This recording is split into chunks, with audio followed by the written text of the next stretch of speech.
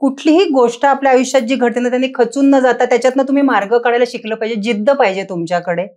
आणि तुम्ही म्हणालात तसं तुमच्या ह्याच्यामध्ये की जगणं खूप सुंदर आहे. ते कसं सुंदर आहे ते बघण्यासाठी तरी तुम्ही जगलं पाहिजे. शेजार हा खूप मोठा फॅक्टर होता तेव्हा. त्या काळामध्ये शेजार हा खूप महत्वाचा फॅक्टर आपल्या आयुष्यात होता. सो आता नाहीये. सकाळी जायचं सिडकोनी, संध्याकाळी परत यायचं, तेव्हा अंगात ताप असायचा. खायचं, क्रोसिन खायची, झोपायचं, सकाळी उठून परत कॉलेजला जायचं. हे कॉलेजचं ते वर्ष माझं खूप कष्टाचं गेलं असं तुम्ही म्हणलात तर हरकत नाही. आणि मग टीबी झालाय हे कळलं. पण तेव्हा मी इतके वेगवेगळी औषधं आधीच घेतलेली होती की त्यावेळी जे टीबीची औषधं आहेत त्याला माझी बॉडी पूर्ण रेझिस्टंट झाली होती. मला एकही टीबीचा त्यावेळेचा चालू जो ड्रग होता तो चालत नव्हता. मग डॉक्टर असं म्हणाले की लंग जर एवढं खराब झालंय तर हे वारंवार होत राहणार, तर त्याला पर्याय लंग काढणं हाच आहे. तर मग आई सगळेच म्हणजे घाबरणार ना, आपले नातेवाईक जे आहेत ते घाबरणार. मी विसरून गेले की आपलं लंग काढलंय. मिस्टरांचं हे डेअरिंग आहे माझ्या खूप, की हे माहीत असून त्यांनी माझ्यासारख्या मुलीशी, मी त्यांना सांगितलं होतं. उलट मी त्यांना असं म्हटलं होतं की सोपं नाहीये माझ्यासारख्या मुलीशी लग्न करणं आणि निभावून नेणं. बरोबर. ते म्हणाले नाही, आमचं लव्ह मॅरेज आहे. ते म्हणाले नाही, मला आवडले तर मला करायचंच आहे. माझी आशा सोडली होती सगळ्या डॉक्टरांनी.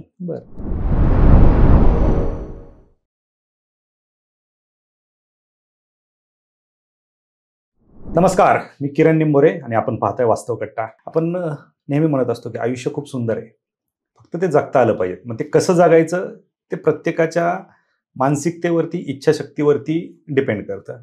आज आपल्यासोबत जे गेस्ट आहेत त्या अशाच एका संकटावरती मात करून जगल्या आणि यशस्वीरित्या त्यांनी त्यांचा प्रवास यशस्वी केलेला आहे. संपलेला आहे असं आपल्याला म्हणता येणार नाही, कारण त्यांना अजून खूप जग पाहायचं आहे. आपल्यासोबत आहेत वंदना गांधी मॅडम. मॅडम आपलं खूप खूप स्वागत. मॅडम बँकर आहेत, त्या वरिष्ठ रोखपाल म्हणून, कॅशियर म्हणून निवृत्त झालेल्या आहेत. आता मी एवढं का बोललो हा प्रश्न सगळ्यांना पडला असेल, कारण तुम्ही म्हणता की कॅशियर होत्या, बँकर होत्या, निवृत्त झाल्या, आत्ता पॉडकास्टला समोर बसलेत.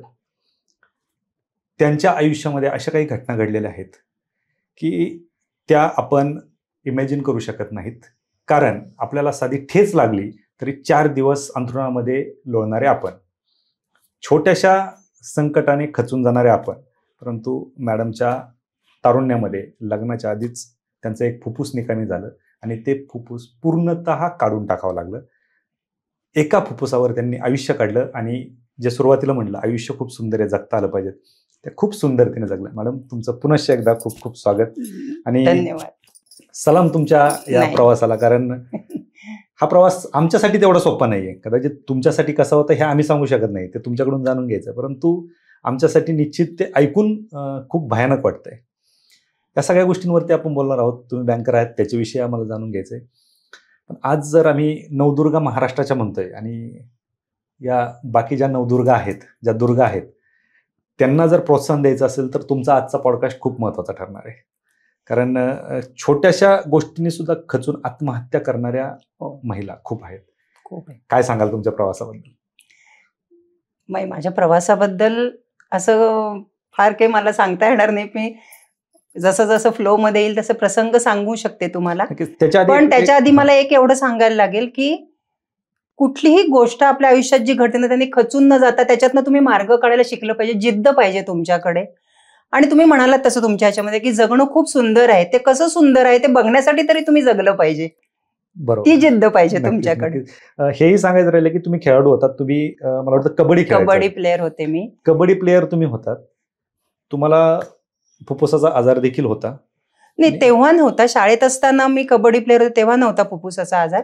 मला हा नंतर झाला. कॉलेजमध्ये मी जायला लागल्यानंतर मला तो आजार झाला. म्हणजे शाळेत असताना मला निमोनिया झाला आणि त्याचा पॅच राहिला. ओके. ते लक्षात नाही आलं, त्यामुळे ते फुफ्फुस पूर्ण निकामी झालं. ओके. सुरुवातीला आपण ज्यावेळेस गप्पा मारत होतो त्यावेळेस तुम्ही सांगितलं की तुम्ही नेहमी ग्राउंडवरच असायचे. खेळायची आवड होती? हो, खेळायची खूप आवड होती. म्हणजे आम्ही जिथे राहत होतो ना तिथे आजूबाजूला सगळी मुलंच होती. म्हणजे मुली नव्हत्या. माझ्यापेक्षा लहान लहान सगळी मुलगेच होते. त्यामुळे मी मुलांचे खेळ खेळले लहानपणापासून. म्हणजे अगदी गोट्या, विटीदांडू, नंतर तुमचं क्रिकेट, नंतर आम्ही पावसाळ्यामध्ये ते गाड्यांचे टायर असतात ना ते घेऊन फिरवायचो. म्हणजे कबड्डी हे सगळे मी मुलांचे खेळ खेळले. ग्राउंडवरच मी असायचे. म्हणजे शाळेतनं घरी आलं काहीतरी खायचं आणि जे ग्राउंडवर जायचं ते 7 वाजता घरी यायचं, कारण तेव्हाचा नियम होता 7 बरोबर. वाजता घरी यायचं. पण मला वाटतं म्हणजे माझ्या माहितीनुसार ते 70-80चं दशक असेल. हो 70-80 त्यावेळेस स्त्रीला, महिलेला किंवा मुलींना एक घराच्या बाहेर निघणं सुद्धा मुश्किल होतं. नाही, माझ्या घरी तसं वातावरण नव्हतं, कारण आम्ही दोघीच बहिणी आणि बरं. माझे आई वडील एकदम तसे त्या काळात 2 मुलींच्या नंतर आपण थांबायचं असा निर्णय त्यांनी त्या काळात घेतला होता. क्या बात आहे. म्हणजे त्यावेळेसच हा. घरातूनच ती प्रगल्भता आलेली घरातून, हो, होती. घरातूनच. मग त्यावेळेस तुम्ही ज्यावेळेस सगळे मुलांचे खेळ खेळायचात, घरातून पूर्ण सपोर्ट होता? हो हो, म्हणजे तसं वातावरण तसं हे नव्हतं. त्या काळी कसं होतं, मुलगा मुलगी म्हणजे मोठं झाल्यानंतर होतं. मी शाळेत म्हणजे लहानपणामध्ये 3री 4थी 5वी 6वी जेव्हा मी मुलींची शाळा वेगळी मुलांची शाळा वेगळी, तरी सुद्धा आमची सोसायटी होती जी, तिथे आजूबाजूला शेजार पाजारची जी मुलं होती त्यांचं घरगुती येणं जाणं किंवा शेजार हा खूप मोठा फॅक्टर होता. तेव्हा त्या काळामध्ये शेजार हा खूप महत्वाचा फॅक्टर आपल्या बरोबर. आयुष्यात होता. बरोबर. सो आता नाहीये. बरोबर. बालपण कुठे गेलं तुमचं? पनवेलला. पनवेलला पूर्ण बालपण. पूर्ण बालपण पनवेलला, म्हणजे 2री पासनं SY BSc पर्यंत पनवेल. बरोबर. पण ज्यावेळेस तुम्हाला खेळाची आवड होती आणि ज्यावेळेस तुम्हाला लक्षात आलं की आपल्याला आता फुफ्फुसात तुम्हाला म्हणजे आजारी पडलात तुम्ही, त्यावेळेस मग खेळाविषयीच्या भावना बदलल्या? नाही बदलल्या असं नाही, मी लिमिटेशन्स आली माझ्या खेळण्यावर. म्हणजे नाही मी काही काही गोष्टी खेळू शकले. वाईट वाटायचं? नाही वाईट असं खरं सांगते मी, असं अशा भावना कधी माझ्या आल्या नाहीत आजारपणामुळे, की आजारपणामुळे आपल्याला हे करता येत नाही. आयुष्यातला एक भाग आहे, ठीक आहे, घडलं. त्याच्याबद्दल जेव्हा एखादी वाईट गोष्ट तुमच्या आयुष्यात घडते, तुम्ही जास्त जर त्याचा विचार केलात ना, तर तुम्ही त्याला स्टिक राहता. लिव्ह इट, बरं. सोडून द्या. तुमचं पुढचं शिक्षण पण झालं, तुम्ही ग्रॅज्युएशन केलं झुलॉजीमध्ये. हो, BSc झुऑलॉजी. आणि तुम्ही आलात बँकिंग क्षेत्रामध्ये. हे एवढा ड्रास्टिक चेंज म्हणजे मी म्हटलं तसं की माझी आत्या बहीण पहिल्यांदा बँकेत लागली. माझ्या आत्याने माझ्या आईला सांगितलं की मुलींसाठी बँकेची नोकरी चांगली असते बाई. वंदनाचं गणित पहिल्यापासून, शाळेत असताना गणित चांगलं होतं माझं, तर गणित चांगलं आहे तिचं, तर तिला दे बँकेच्या परीक्षा द्यायला. खरं सांगायचं तर 10वीला चांगले मार्क होते, 70%. आई म्हणाली जा सायन्सला, म्हणून मी सायन्सला गेले. आई म्हणाली आत्या म्हणते बँकेची परीक्षा दे, बँकेची परीक्षा दिली. गणित आवडत होतं, त्यामुळे बँकेतली नोकरी मला खूप आवडली. ते खरोखर खूप चांगली गेली ती. 30 वर्ष मी नोकरी केली बँक ऑफ महाराष्ट्रामध्ये. खूप चांगलं गेली आयुष्य. कसं म्हणजे एक्झाम कशी होती ती? तेव्हा ना BSRB बोर्ड होतं, नॅशनलाइज बँकांचं बँकिंग सर्व्हिस रिक्रुटमेंट बोर्ड असं एक बोर्ड होतं. ते रिटर्न एक्झाम घ्यायचे, त्याचे 5 पेपर असायचे. इंग्लिश एक, रिझनिंग एक, असे वेगवेगळ्या विषयाचे 5 पेपर. ती परीक्षा तुम्ही रिटर्न एक्झाम दिलीत की इंटरव्ह्यू व्हायचा. इंटरव्ह्यूमध्ये पास झालात की बँका त्यांची रिक्वायरमेंट बोर्डाला द्यायच्या. म्हणजे समजा आता नॅशनलाइज बँक आहे, समजा बँक ऑफ महाराष्ट्र आहे, बँक ऑफ इंडिया, आम्हाला इतके क्लार्क पाहिजेत, आम्हाला इतके ऑफिसर पाहिजेत, असं ते बोर्डाला माहिती असायची. मग बोर्ड त्याप्रमाणे बँक अलॉट करायची. मग त्याच्यामध्ये मी रिटर्न एक्झाम दिली. इंटरव्ह्यू माझा रत्नागिरीला झाला. आम्ही पनवेलमध्ये राहत होतो, पण इंटरव्ह्यू रत्नागिरीला झाला. इंटरव्ह्यू दिला मी, तेव्हा माझी BScची प्रिलिम एक्झाम होती आणि त्या तारखा क्लॅश होत होत्या.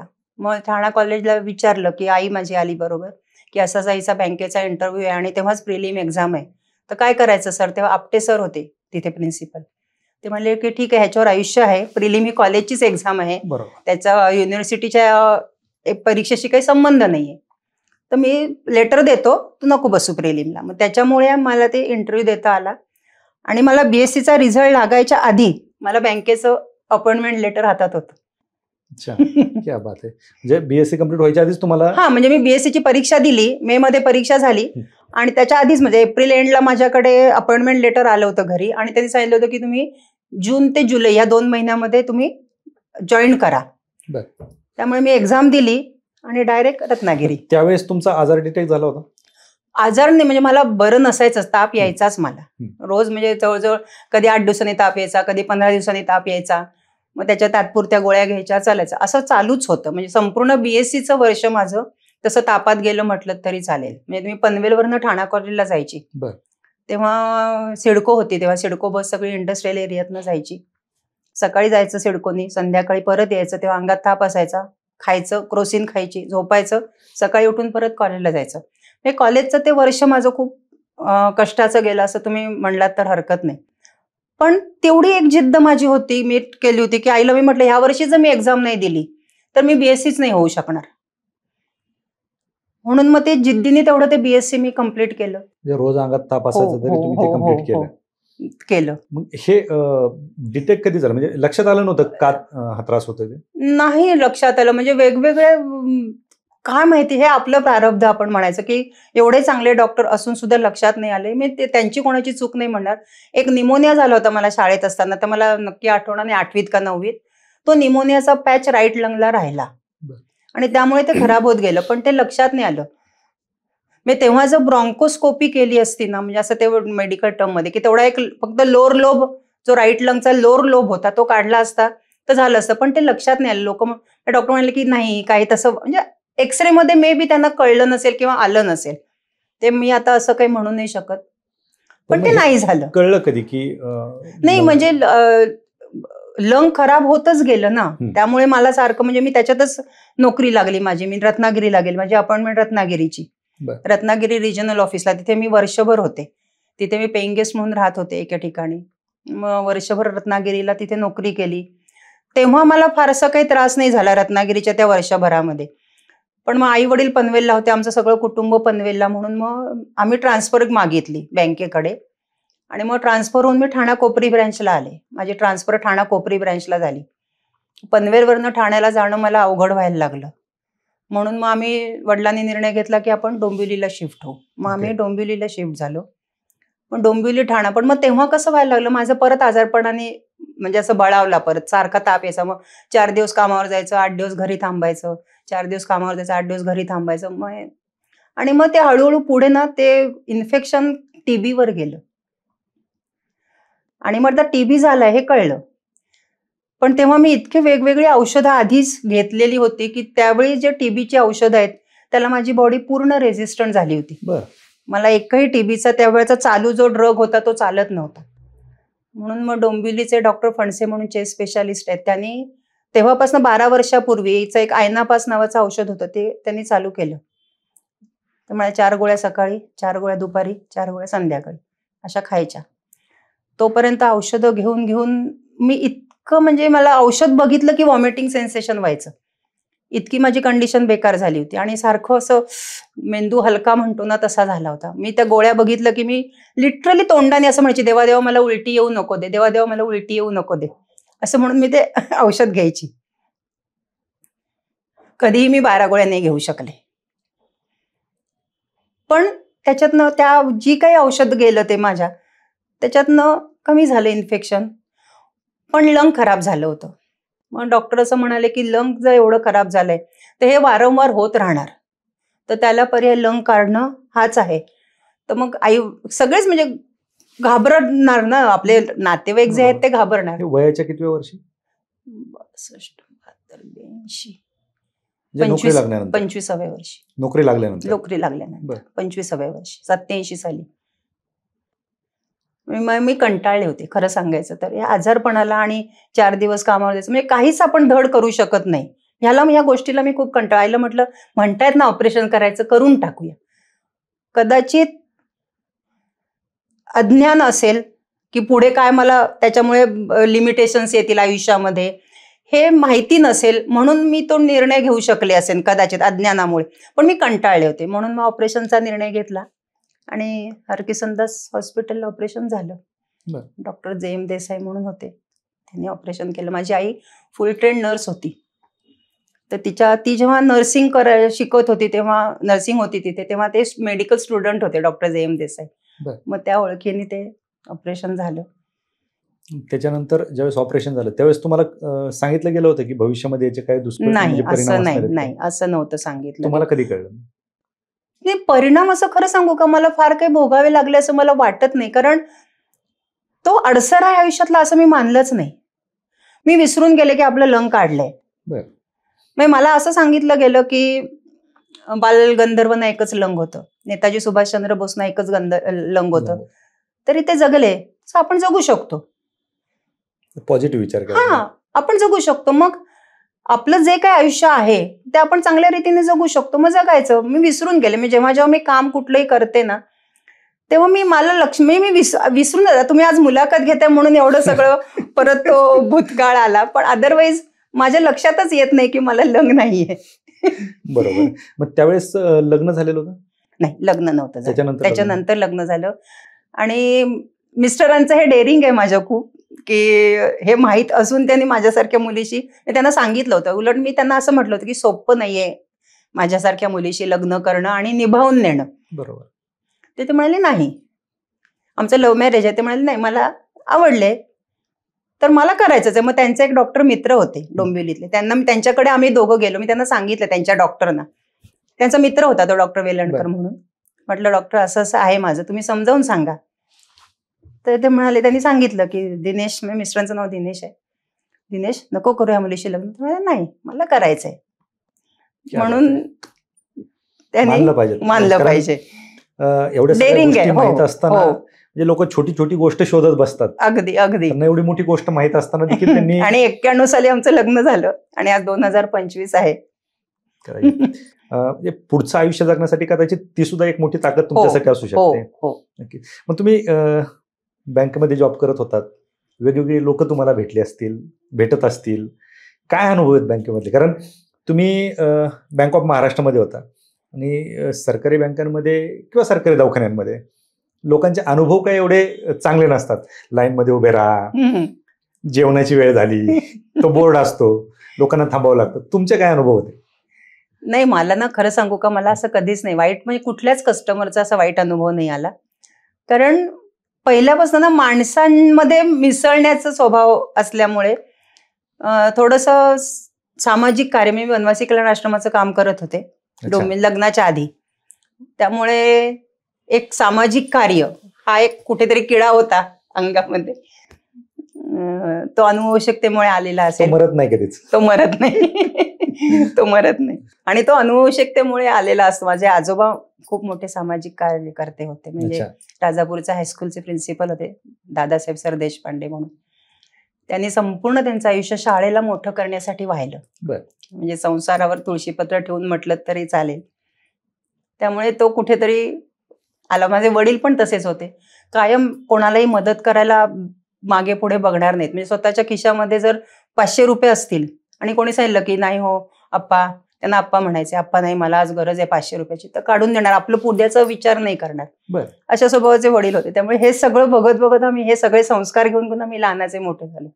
त्यामुळे बँकेमध्ये कुठलाही कस्टमर जरी आपल्यावर चिडला तरी त्याच्या भूमिकेतनं विचार करण्याची सवय लागली मला, की आज तो का चिडलाय, तर मग तिथे आपण विचार केला पाहिजे, मग त्याच्यासाठी आपण काय करू शकतो. असं म्हणजे खूपसे असे कस्टमर आहेत की त्यांना मदत खूप म्हणजे करावी लागते. रुरल ब्रँचमध्ये जेव्हा तुम्ही काम करता ना, तेव्हा त्यांना आम्ही काय करतो, म्हणजे ही जी मधली भिंत आहे ना बँकेची, पलीकडचे आणि अलीकडचे, ही भिंत तुम्ही एकदा काढून टाकलीत ना की मग सोपं पडतं. बरोबर. म्हणजे कुठल्या कुठल्या एरियामध्ये कुठपर्यंत तुम्ही काम केलं? मी पहिले रत्नागिरी रिजनल ऑफिसला होते, तिथनं ठाणा कोपरी ब्रँच, नंतर डोंबिवली वेस्ट ब्रँच, आणि नंतर तळेगाव दाभाडेपासून 5 किलोमीटरवर इंदुरी म्हणून आहे, रुरल ब्रँच आहे ती संपूर्ण पंचकृषीमध्ये एकच बँक होती तेव्हा, मी जेव्हा तिथे लागले तेव्हा. म्हणजे 6-7 गावं आजूबाजूची छोटी छोटी, आणि सगळी खेडेगावं, म्हणजे कानेवाडी, सांगुर्डी, इंदुरी, कुंदमळा अशी सगळी. त्यामुळे सगळा, आणि पेन्शनर खूप, वयस्कर पेन्शनर खूप, म्हणजे त्यांच्या अडचणी वेगळ्या. काय काय अडचणी असायच्या त्यांच्या? पहिल्यांदा ती स्लिप लिहिता येत नाही, स्लिप भरता येत नाही. बरोबर. मग घरी त्यांच्या घरची पण परिस्थिती अशी की कोण कामावर गेलंय, कोण शेतावर गेलंय, मग घरी स्लिप कोण भरून देणार, मग स्लिप भरून द्यायची. मग स्लिप भरून देण्यासाठी मग काय करायला, मग त्यांचा अंगठा घेणं, किंवा त्यांचं कधी कधी पेन्शन जमा व्हायचं नाही. का नाही जमा झालं तर समजायचं नाही त्यांना, की कार्यपद्धती त्यांना माहीत नसते, त्यामुळे ते समजावून सांगायला लागायचं. त्यामुळे मग ते चिडायचे. आणि म्हातारपण, आता मला अनुभव येत असतो, म्हातारपणामुळे आपल्याला पटकन चिडायला होतं, तसे ते चिडायचे.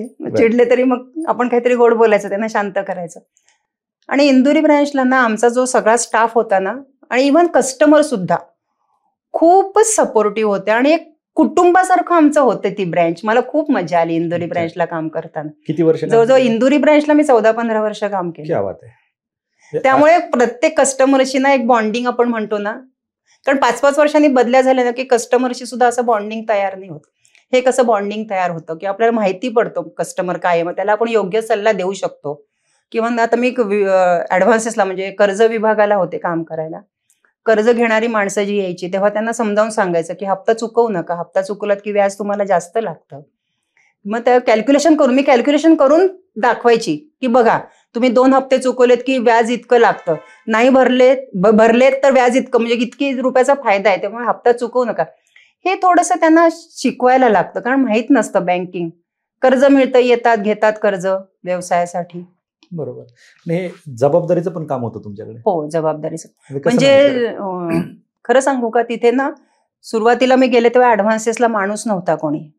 मी जेव्हा मुंबईवरनं तिकडे आले, मुंबईवरनं माझी बदली इंदुरीला झाली, म्हणजे आम्ही करून घेतली हवामानासाठी, कारण कोरडं हवामान आहे तळेगाव दाभाडेचं, त्यामुळे माझ्यासारख्या आजाराला ते हवामान सूट होईल असं वडिलांना वाटलं, म्हणून वडिलांनी बदली करून घेतली होती इंदुरीला, म्हणजे लग्नानंतर अर्थात. अच्छा. आणि मग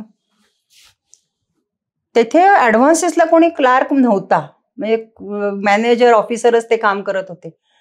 मग ते मला विचारलं, मॅनेजर फडणीस म्हणून होते तेव्हा मी सुरुवातीला लागले तेव्हा, तर ते म्हणाले की तुम्ही ऍडव्हान्सेसला मॅडम काम कराल का? म्हटलं साहेब मी कधी केलं नाही ऍडव्हान्सेसला काम, मी कायम डिपॉझिट सेक्शनला काम केलं. ते म्हणाले मी शिकवीन. म्हटलं शिकवलं तर मी करीन. म्हणजे कधी कुठली गोष्ट नाही म्हणायची, असा माझा एक थोडासा स्वभाव आहे. किंवा जबाबदारी म्हणजे घ्यायची नाही, काय जबाबदारी असेल ती करत राहायचं, काम करत राहायचं. जबाबदारी असं पण आपण म्हणूया नको, कारण तो खूप मोठा शब्द आहे जबाबदारी. काम करत राहायचं. त्यामुळे मग तिथे त्यांनी मला शिकवलं ऍडव्हान्सेसचं काम, ते मी करत गेले. तिथे सुद्धा गणितच लागतं. फक्त ऑफिसर होण्यासाठी ज्या काही लागतात की तिथे तुम्हाला बीकॉमचं थोडंसं बॅलन्स शीट वगैरे असं नॉलेज लागतं. मला सगळे म्हणत होते ऑफिसरच्या एक्झाम दे, पण ऑफिसर झालं की बदली होईल. मग मला ते पॉसिबल नव्हतं, घरात पण जबाबदाऱ्या होत्या, त्यामुळे मग ऑफिसर नाही झालो. ज्यावेळेस वेगवेगळे लोक तुमच्याकडे यायचे, नक्की त्यांच्या ज्या अडचणी असतात, बऱ्याच अजूनही अडचणी असतात, त्या सॉल्व्ह करताना काय अनुभव यायचे तुम्हाला? नाही, आपण जर नीट समजावून सांगितलं ना तर पटतं लोकांना. म्हणजे कुठलाच माणूस असं ॲरोगंटली किंवा असं नाही वागत. व्हाईस अँड वर्सा आहे, अर्थात आपण कसं बोलतो असं. एक मी अनुभव सांगेन. मोठी व्यक्ती आहे, त्यांचा सुरुवातीचा स्ट्रगलर काळ सगळ्यांचाच असतो. स्ट्रगल सगळेच जण सुरुवातीच्या काळात करतात. तर ते असे वेगवेगळे कॉन्ट्रॅक्ट घ्यायचे आणि त्यांचे कॉन्ट्रॅक्टची बिलांचे चेक बँकेत यायचे त्यांच्या खात्याला. बरं, मी ह्या बिझनेसमधनं नेहमी मी एक सांगायचे की आम्हाला बघा, आम्ही सरकारी नोकर आहोत, आम्हाला पेन्शन आहे किंवा आम्हाला प्रॉव्हिडंट फंड आहे. तुम्ही बिझनेस करता, तुम्हाला हे काही मिळणार नाहीये. तुम्ही आत्ता तुमच्याकडे ताकद आहे तर तुम्ही कमावताय, पण जेव्हा वयाच्या 60व्या नंतर जेव्हा तुम्हाला थांबायची वेळ येईल तेव्हा आत्ता जे कमावलेलं आहे त्यातलं जर तुम्ही साठवलं तर ते तुम्हाला उपयोगी पडेल. हे मी त्यांना, मग ते म्हणाले काय करायचं त्याच्यासाठी मॅडम? म्हटलं तुमचे एक जण होते, त्यांना मी सांगितलं की तुमचं प्रत्येक बिल आलं त्यातलं 10% फिक्सला मी टाकणार. कितीही रुपयाचं बिल येऊ दे, अगदी त्यांची लाखात बिलं असायची तरी सुद्धा त्यातल्या 10%ची मी फिक्स डिपॉझिट करायची. तेव्हा त्यांचं लग्न नव्हतं झालं, त्यांनी ऐकलं, ते केलं. आणि नंतर लग्नानंतर मग त्यांच्या त्या फिक्स डिपॉझिट वाढत गेल्या ना तशा. त्यांचं लग्न झाल्यानंतर त्यांची मिसेस एकदा आली आणि मला म्हणाले की मला ना खूप बरं वाटलं की तुमच्यासारखं कोणतरी शिकवणारं आहे बँकेमध्ये, नाही तर म्हणे असं कोण बोलत नाही कस्टमरशी. म्हटलं मला असं त्यात काय वेगळं वाटत नाही, मला नेहमी ही माणसं आपलीच वाटतात. जो माणूस माझ्या संपर्कात येईल तो माझा आपला आहे, मग त्याला योग्य सल्ला मला वाटतं जे योग्य ते मी सांगते, ऐकलं तर तुमचा फायदा. त्या म्हणजे तो एक अनुभव मला खूप चांगला. आजही अजूनही ते लोक सगळी मानतात मला. अर्थात आपण कसे त्याच्यावरती डिपेंड करते की समोरच्या आपल्या बाजूने कसे पाहतात आपल्याकडे. तुम्ही आता एवढे वर्ष, मला वाटतं 30 वर्ष नोकरी झाली, नोकरी केली बँकेमध्ये. अजूनही महाराष्ट्र असेल किंवा देशभरातल्या महिलांना बचतीचं काही गोष्टी, त्यांची बचत त्या डब्यांमध्ये असते. हो, काय सांगाल तुम्ही, कशा पद्धतीने बचत केली पाहिजे? नाही, बचत म्हणजे खूप गरजेचं आहे बचत करणं. कारण एक अनुभव सांगते, बचत कुठे करू शकतो आपण. आंब्याचा मी किस्सा सांगेन. मे महिन्यामध्ये आपल्याला आंबा खायचा आहे, पगारातनं एवढे एकदम तुमच्याकडे आंब्याचे रेट बघता पैसे नसतात, बरोबर. मग काय करू शकतो आपण? तर मी 1000 रुपयाचं रिकरिंग उघडलं होतं मे महिन्यात आंबे खाण्यासाठी. म्हणजे मग ते 12,000 बस, त्याच्यावरचं काय जे व्याज असेल ते. म्हणजे व्याजाचा मोह नाही, 12,000चे आंबे मी खाऊ शकते, हा बरं. आनंद. म्हणजे बचत तुम्हाला हा आनंद देते. तुम्ही जे काही कमवता त्यातलं तुम्ही बाजूला काढलंच पाहिजे बचत. मग ती तुम्ही कुठेही करा. आजकाल वेगवेगळे खूप मार्ग आहेत बचतीचे. नॉट नेसेसरी की तुम्ही बँकेतच करा, तुम्ही शेअर मार्केट आहे तुमचं, बँका तर आहेतच, सेफ आहे ते. बचत करणं खूप गरजेचं आहे. ज्यांना पेन्शन नाही ना त्या लोकांनी बचत करणं खूप गरजेचं आहे. किंवा ह्या ज्या आता कामगार आमच्या घरी जी कामाला बाई येते तिला सुद्धा मी सांगितलं होतं. माझ्याकडे त्याच्या आधी जी कामाला बाई होती तिचं रिकरिंगचं खातं माझ्या बँकेत होतं. दर महिन्याच्या पगारातनं मी रिकरिंग तिचं उघडलं होतं. बरं. मग तिला 2 वर्ष ती विचारायचं तुला कधी लागणार आहेत पैसे, अमुक साली लागणार, मग इतक्या वर्षाचं रिकरिंग, चल तुझ्या पगारातले इतके पैसे मी टाकते. अशी पण कामं केलेली आहेत. किंवा बचत गट जे होते आमच्या वेळेस ते इंदुरी ब्रँच अजून जर बचत गट होते त्या बायकांना पण माहिती देणं, करून देणं. तुम्ही सुरुवातीला ज्यावेळेस तुमचं ऑपरेशन झालं, तुमचं एक लंग्स काढून टाकलं, त्याच्यानंतर सगळे प्रॉब्लेम सॉल्व्ह झाले? प्रॉब्लेम सॉल्व्ह नाही झाले असं म्हणता नाही येणार, कारण कामाला लिमिटेशन्स खूप येतात. म्हणजे आता साधारण स्वयंपाक करायचा असेल तर नॉर्मल बाईला जर एखादी पोळी भाजी आमटी भात करायला जर तिचं 1 तासात काम होत असेल तर माझं 1 तासात होत नाही. कमी काम जास्त वेळ असं Okay. मला करायला लागतं. म्हणजे खूप काम आहे आणि ते कमी वेळात करायचं, असं घाईघाईने काम करायचं की मग मला दम लागतो. तसं नाही अच्छा. करता येत. मग त्याच्यामुळे तुम्हाला ही लिमिटेशन्स काही काही येतात. खेळ तर तुमचा त्याच वेळेस संपला. खेळ संपला. मग बाकी ट्रेकिंग वगैरे या गोष्टी या पण जास्त करता येतात? ट्रेकिंग नाही जास्त करता आलं. ट्रेकिंग मी आम्ही रत्नागिरीला असताना एकच ट्रेक केला होता, वासोटा. बरं. वासोटा किल्ला चढला होता. हे ऑपरेशन झाल्याच्या नंतर? नाही, ऑपरेशन नंतर मी वैष्णोदेवी चढले. वैष्णोदेवी छोटा नाही येतो गड. ऑपरेशन झाल्यानंतर वैष्णोदेवी जिद्दीने आम्ही चढलो. म्हणजे मिस्टरांची साथ होती, नंतर दुसरे एक आमच्या बँकेतले मिस्टर आणि मिसेस बापट होते, त्यांच्या मदतीने ती एक माझी जिद्द मी पूर्ण केली की वैष्णोदेवी माझी पायाने मी चढणार आणि पायाने उतरणार. मी डोली करणार नाही, घोडा करणार नाही. आणि वैष्णोदेवी मी चढले ऑपरेशन नंतर. अच्छा. याच्यावरून असं नाही म्हणता येणार की तुम्ही कमकुवत बांधलात म्हणून? नाही. काय फक्त काय होतं, जिना चढून आले ते दम लागतो, थांबायचं. हा, ऍक्सेप्ट काय जे आहे ना ते ऍक्सेप्ट करा आणि पुढे जा. बरोबर. ऍक्सेप्टन्स पाहिजे माणसाकडे. आपल्या आयुष्यात जे काही घडतं त्याचा ऍक्सेप्टन्स पाहिजे, बरोबर. तर होऊ शकतं. काहीच नसण्यापेक्षा खूप काही आहे तुमच्याकडे. खूप आहे. आणि ते मानलं तरच शक्य आहे पुढे सर्वाइव्ह करणं. ह्या सगळ्या गोष्टी होत असताना तुम्ही सांगितलं की ज्यावेळेस तुम्ही त्रास होतो सगळ्या गोष्टी होतात, पण सुरुवातीचा जो तुमचा त्रास होता, ताप येणं किंवा ते बंद झालं. ते बंद झालं. म्हणजे ताप येणं किंवा त्यामुळे झोपून राहणं हे बंद झालं. आता माझ्या लिमिटेशन्स अशा आल्या की मला कमी दम लागेल अशा गोष्टी मी करणं. आणि त्यामुळे मला खरं वाटतं की बँकेची नोकरी ही खूप माझ्यासाठी हे ठरली. मला लहानपणापासून शिक्षक व्हायचं होतं. पण मी आता जर विचार केला तर मी शिक्षक झाले असते तर मी एवढं बोलू नसते शकले. ती लिमिटेशन्स आली असती माझ्यामुळे, एक लंग असल्यामुळे. किंवा जोरात बोलायला लागतं ते मी नसते बोलू शकले. बरोबर. त्यामुळे जे आयुष्यात घडतं ते खूप चांगलं घडतं. म्हणजे तुम्हाला दैवाच्या म्हणजे स्वामी समर्थांची कृपा. माझ्या स्वामी समर्थांनी एकदा तुम्हाला हातात घेतलं की ते सोडत नाहीत, ते तुम्हाला धरून ठेवतात. हा माझा ठाम विश्वास आहे. आणि तो मी म्हणजे आधीपासनं मला स्वामी समर्थ हा जप आधी माझ्याकडे आलाय का व्यक्ती, म्हणजे त्याचा किस्सा तो सांगण्यासारखा आहे. डोंबिवलीला आमचे फॅमिली डॉक्टर होते. त्यांनी एक काळ असा आला की माझी आशा सोडली होती सगळ्या डॉक्टरांनी. माझ्या आईला त्यांनी सांगितलं की माझे एक गुरु आहेत, त्यांच्याकडे मी घेऊन जाऊ काहीला. तर आई वडिलांकडे काय, म्हणजे असं सांगितलं, आई वडील म्हणाले की ठीक आहे घेऊन जा. तर ते त्यांच्या गुरूंकडे मला घेऊन गेले. तर त्यांनी मला सांगितलं की मी तुला एक मंत्र देतो, तो म्हणशील का? म्हटलं हा म्हणेन.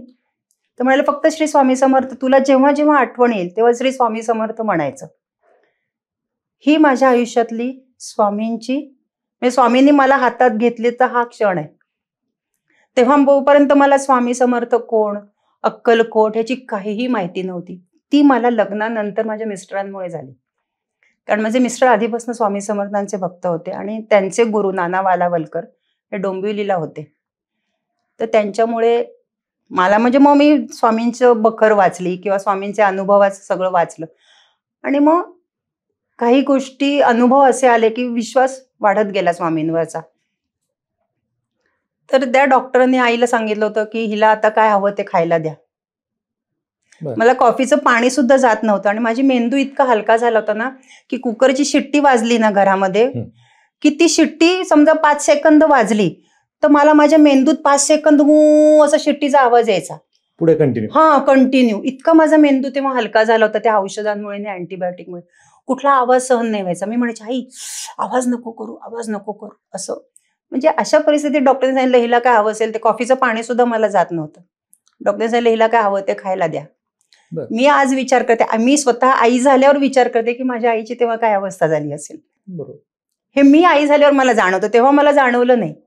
पण मी आई झाल्यावर मला जाणवलं की तेव्हा आईवर किती कठीण प्रसंग होता तो. तिने मला विचारलं तुला काय खायचंय, तर म्हटलं मला बटाटे वडा खायचंय. बरं. मग आईने छोटे छोटे बटाटे वडे केले. मी 7 बटाटे वडे खाल्ले त्यावेळेला त्या आजारपणात. हा, मी 7 बटाटे वडे खाल्ले आणि आईला म्हटलं मला उद्या पण पाहिजेत, ठेवून दे. तर आणि मग मी आज तुमच्या समोर आहे. तर मला बँकेमध्ये नेहमी चिडवतात ती लोक की मॅडम तुमची एफडी ना बटाटे वड्यानी रिन्यू झाली आहे. ज्यावेळेस तुमचं बालपण होतं, थोडंसं आपण विषयापासून बाजूला जाऊयात. तुमचं बालपण आणि आत्ता तुम्ही पाहत असताल की तुमच्या नातवंड असतील किंवा त्यांच्या वयाची जी बालकं येतं, काय फरक आहे त्यावेळेचं बालपण आणि आत्ताचं बालपण? म्हणजे मला ना असं वाटतं की नाही, फिरलं पाहिजे, उलटं घड्याळ उलटं फिरलं पाहिजे. आम्ही खूप सुंदर बालपण जगलो. म्हणजे खेळ म्हणा किंवा काही असेल, खेडेगावातनं जाणं, माझं आजोळ खेडेगावात आहे, तिथे खूपच आम्ही म्हणजे काय मला आता मी इमॅजिनच नाही करू शकत. ह्या मुलं मोबाईलपासून लांबच जात नाहीत किंवा ही मुलं ग्राउंड बघत नाहीत, गवत बघत नाहीत, मातीत खेळत नाहीत. हे खूप अवघड आहे. म्हणजे मातीशी आम्ही मातीत पडीक असायचो, पावसाळ्यामध्ये आम्ही मातीत पडीक असायचो असं मला आठवते. किल्ले करायचे दिवाळीत. ही तर कन्सेप्टच हळूहळू कमी होत चालली की मातीमध्ये तुम्ही खेळलं पाहिजे, पावसामध्ये भिजलं पाहिजे. खूपच अवघड आहे. मोबाईलमुळे मला वाटतं की बालपण सगळं हरवून गेलंय मुलांचं. बरोबर. सगळे गेम्स आता मोबाईलवर. ते खरे नाहीत हो गेम. ग्राउंडवर तुम्ही जे खेळता ना ते खरे. तिथे तुमच्या सगळ्या शारीरिक मानसिक सगळ्याचा कस लागतो जेव्हा तुम्ही स्वतः खेळ खेळता. हे मोबाईलच्या खेळामध्ये काही नाही. मी सुद्धा आता खेळते मोबाईलवर गेम, नाही असं नाही की ती सवय लागून गेली, पण ते खरं नाही. कळतं की आता लहानपणी तुम्ही ग्राउंडवर जेवढं खेळाल ना त्याच्यामुळे तुमची इव्हन संघ भावना हा जो प्रकार आहे ना तो तुम्हाला खेळामधनं मिळतो. बरोबर. किंवा 2 माणसं जेव्हा एकत्र काही गोष्ट करतात तेव्हा त्याची कुवत, आपली कुवत जाणून घेऊन पुढे जाणं, एकमेकांना धरून पुढे जाणं, हे तुम्हाला खेळच देतो. बरोबर. किंवा सामाजिक कार्य देतं. तुम्ही सामाजिक कार्य मनापासून कराल. आत्ताच्या सामाजिक कार्याबद्दल मला काही बोलायचं नाही, पण तुम्ही खरं मनापासून जर सामाजिक कार्य कराल तर तुम्हाला ते शिकवतं की काय परिस्थितीत लोक जगतात. मी वनवासी कल्याण आश्रमाचं काम केलंय. कसे आदिवासी जगत होते. आता खूप सुधारणा झाल्या असतील, आता सध्या मी टचमध्ये नाही त्यामुळे मला सांगता नाही येणार, पण खूप कठीण परिस्थिती होती त्या लोकांची. शिक्षणाचाच अभाव. बरोबर. परिस्थिती, तुमच्या काळातली परिस्थिती आणि आत्ताची परिस्थिती खूप बदलली. त्यावेळेस तर महिलांना बाहेर फिरणं किंवा त्यांनी स्वतःच्या पायावर उभं राहणं ही खूप मोठी कन्सेप्ट होती. नाही, माझ्या वेळी शिक्षण होतं, नोकऱ्या पण करत होत्या, पण प्रमाण कमी होतं. प्रमाण खूप कमी होतं. आजही आपण जर मराठवाडा विदर्भामध्ये गेलं तर तीच परिस्थिती. हो. पण तुम्ही ज्या काळामध्ये शिकलात तो काळ खूप वेगळा होता. आज आपण ही जी पॉडकास्ट सिरीज आहे ही नवरात्र निमित्त नवदुर्गा महाराष्ट्राच्या म्हणून घेतोय. आम्ही महिला दिनासाठी पण सिरीज घेत असतो. अच्छा. 8 वेगवेगळ्या क्षेत्रातल्या महिलांना बोलवत असतो. सगळ्यात महत्वाचं म्हणजे ह्या सिरीज महिलांसाठी राबवणं आणि महिला दिवस साजरा करणं हीच खरं अजूनही आपली दुर्दैवाची गोष्ट आहे. अजूनही महिला दिवस साजरा करावा लागतो हे. आणि त्याला कारणं पण वेगवेगळी आहेत. कित्येक महिला स्वतःला अबला म्हणून घेतात.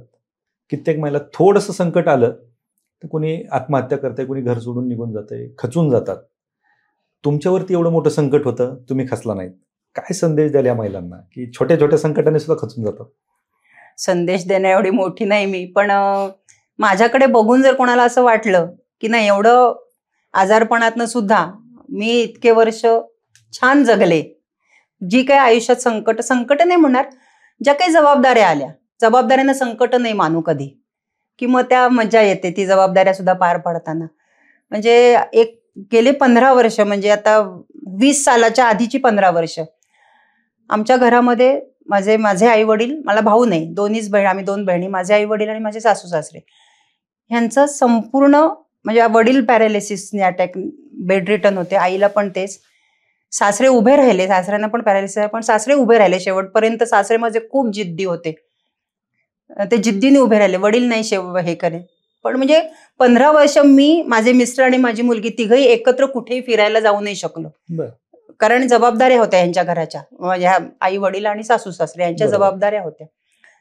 पण त्याच्यात सुद्धा आम्हाला मजा आली. आम्हाला कधी असं वाटलं नाही की अरे बापरे आपल्याला, असं नाही, हे आपलं काम आहे. आणि म्हणून मी 10 वर्ष आधी नोकरी सोडली.